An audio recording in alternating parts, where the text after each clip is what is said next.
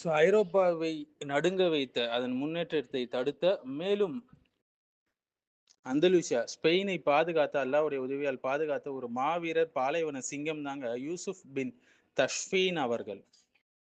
இஸ்லாமிய வரலாற்றில் சில தலைவர்கள் அரசர்களாக மட்டும் இல்லாம முழு நாகரிகத்துடைய பாதுகாவலர்களாக இருந்த வரலாறு உங்களுக்கு தெரியுமா? அப்படிப்பட்ட வரலாறு தான் யூசுப் பின் தஷ்ஃபீன் அவர்களுடைய வரலாறு.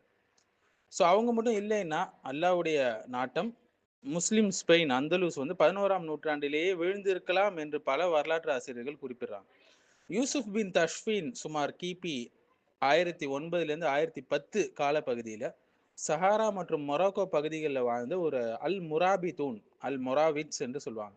அந்த இயக்கத்தை சேர்ந்த பெர்பர் இனத்துல பிறந்தவங்க, ஒரு மாவீரர்.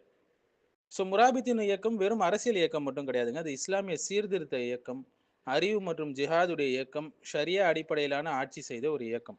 ஸோ சஹாராவிலிருந்து நீங்க பார்த்தீங்கன்னா யூசுப் அவர்கள் ஆட்சி ஏற்ற போது மொராக்கா முழுவதும் பல சிறு சிறு அரசர்களாக பிரிந்திருந்தாங்க.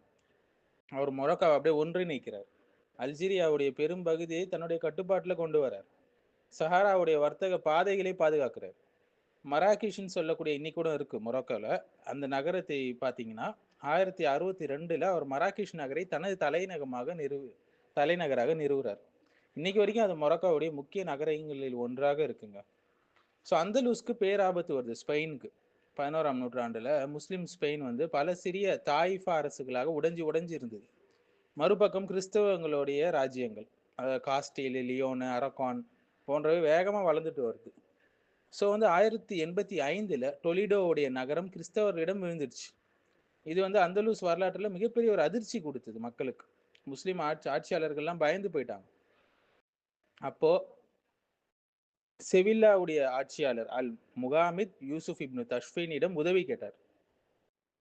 சிலர் அவரை எச்சரித்தாங்க, யூசுப் வந்தால் ஸ்பெயினை கைப்பற்றுவாருங்க அப்படின்னு சொல்லி. அதற்கு அல் முதாமித் வந்து கூறிய வரலாற்று பிரபலமான பதில் பாருங்க, கிறிஸ்தவர்களின் பன்றி மேய்ப்பவனாக இருப்பதை விட யூசுப் இப்னு தஷ்ஃபீனுடைய ஒட்டக மேய்ப்பவனாக இருப்பதே எனக்கு விருப்பம் சொன்னார். ஸோ அடுத்த முக்கியம்தான் வரலாற்று சிறப்பு முக்கிய ஜல்லகா போர் 1086 நடந்தது. ஸோ வந்து எதிரிகள் வந்து காஸ்டில் மன்னன் அல்போன்சோ 6, இவர் தான் எதிரி. ஸோ அவரிடம் பெரிய இராணுவம் இருந்தது, கனரக குதிரைப்படை இருந்தது, ஐரோப்பாவில் சிறந்த வீரர்கள் இருந்தாங்க. ஆனால் ஈமான் இல்லை, காஃபிராக இருந்தார். ஸோ யூசுப் பின் தஷ்ஃபீன் அவர்கள் வந்து அவங்க படையை 3 பிரிவுகளாக பிரித்து அமைச்சாங்க. முக்கிய படையை மறைத்து வைத்தாங்க. எதிரிகள் எப்போ சோர்வடைகிறாங்களோ போரிட்டு அப்போ இறுதி தாக்குதலை நடத்தினாங்க. இதனுடைய விளைவு 1086 அக்டோபர் 23 முஸ்லிம்களுக்கு மிகப்பெரிய வெற்றி கிடைச்சது. அல்போன்சோ 6 வந்து என்னது உயிர் தப்பினான், ஆனால் அவரது படை பெரிதும் அழிஞ்சு போச்சு. இந்த போர் தான் அந்தலூசை உடனடி வீச்சிலிருந்து காப்பாற்றிய ஒரு முக்கிய போர். ஸோ அந்தலூசுடைய பாதுகாவலராக அவர் திகழ்ந்தார். அதன் பிறகு யூசுப் பலமுறை ஸ்பெயினுக்கு போனார். தைஃபா அரசர்களிடம் சண்டை நடந்தது, ஊழல் இருந்தது, ஆடம்பரம் இருந்தது, அரசியல் பலவீனம் இருந்தது. இது எல்லாத்தையும் அவர் பார்க்குறாரு. பல உலமாக்கள் என்ன அட்வைஸ் பண்ணுறாங்கன்னா, இந்த ஆட்சியாளர்களை நீக்கி முஸ்லீம்களை ஒன்றிணையுங்கள் என்று அறிவுறுத்தினாங்க. பின்னர் அவர் வந்து பெரும்பாலான தாய்ஃபா அரசுகளை இணைத்து அந்தலூசை ஒரே ஆட்சியின் கீழே கொண்டு வரார். ரொம்ப எளிமையான வாழ்க்கை வாழ்ந்தவர் தான் யூசுப் அவர்கள். மாபெரும் பேரரசை ஆட்சி செஞ்சாலும் ஆடம்பர அரண்மனைகள் அவர்கிட்ட இல்லை, செல்வ குவிப்பு இல்லை, எளிமையான உடை இருந்தது, ஷரியாவுடைய கட்டுப்பாடை பேணியவர்.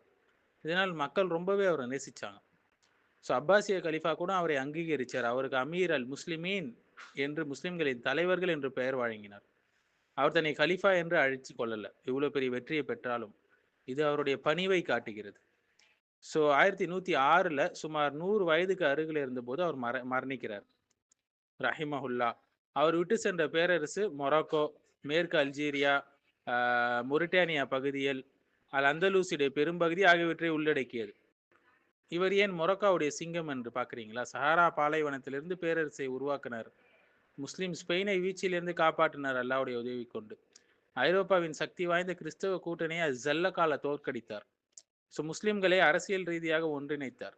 அதிகாரத்தில் இருந்தும் எளிமையாக வாழ்ந்தார். ஸோ ஸ்பெயினுடைய கிறிஸ்தவ ராஜ்யங்கள் இவரை கண்டு நடுங்குச்சு. ஸோ ஐரோப்பாவுடைய எக்ஸ்பான்ஷன் தாட், இன்னும் விரிவாக்கம் செய்யணும் என்ற தாட் எல்லாமே வந்து இவரை கண்டு நடுங்கினார்கள். அந்த முன்னேற்றத்தை தடுத்த ஒரு முக்கிய நபராக இவர் இருந்தார். அந்த எக்ஸ்பான்ஷனை, அநீதியான எக்ஸ்பான்ஷன்ஸ், கிறிஸ்தவ ராஜ்யங்களுடைய தெற்கு நோக்கிய அந்த எக்ஸ்பான்ஷன விரிவாக்கத்தை தடுத்து நிறுத்தின ஒரு மாவீரர் இவர்.